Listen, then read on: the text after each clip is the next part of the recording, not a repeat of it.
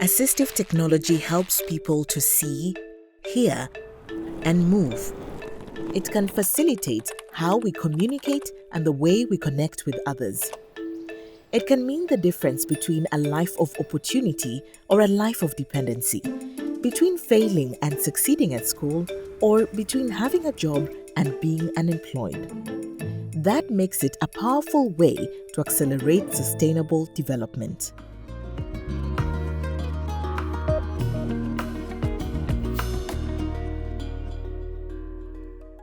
Some 2.5 billion people around the world require at least one form of assistive technology. Yet, for hundreds of millions of people, accessing such support remains a big challenge.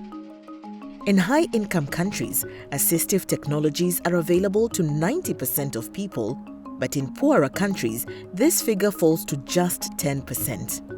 And in some countries, it can be as low as 3%. Such inequality when it comes to access makes this an important social justice issue. Unfortunately, today there's a lack of access in many parts of the world, and the numbers are truly shocking and really unacceptable. And most people don't even realize this. With over 20 years of leadership experience in global development, Pascal Bijleveld currently heads up ATscale, where he's working to increase access to assistive technology in low and middle-income countries. So we know now that assistive technology is life-changing.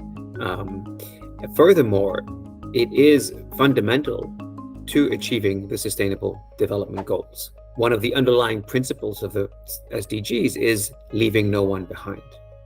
How can we live up to that and truly leave no one behind if we can't even provide the most basic forms of assistive technology where they're needed, which is what is needed to ensure inclusion and participation of people in societies. Assistive technology has a direct impact on people's ability to get out of the cycle of poverty.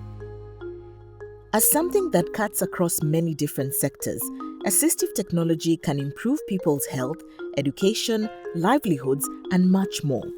It is also something that all of us might end up needing at some point in our lives. If you think about the aging population, which is a big driver of the growing need over the next decades, everybody, as they grow old, will be in need of one form of assistive technology or another. They don't consider themselves living with a disability necessarily, but they will need AT. There are many obstacles that make access to assistive technology difficult. The first one is a lack of awareness and understanding and knowledge about assistive technology, and that concerns, even people who need themselves assistive technology. They may not be aware of what exists, what's possible, what they have the right to demand, or what's appropriate for them.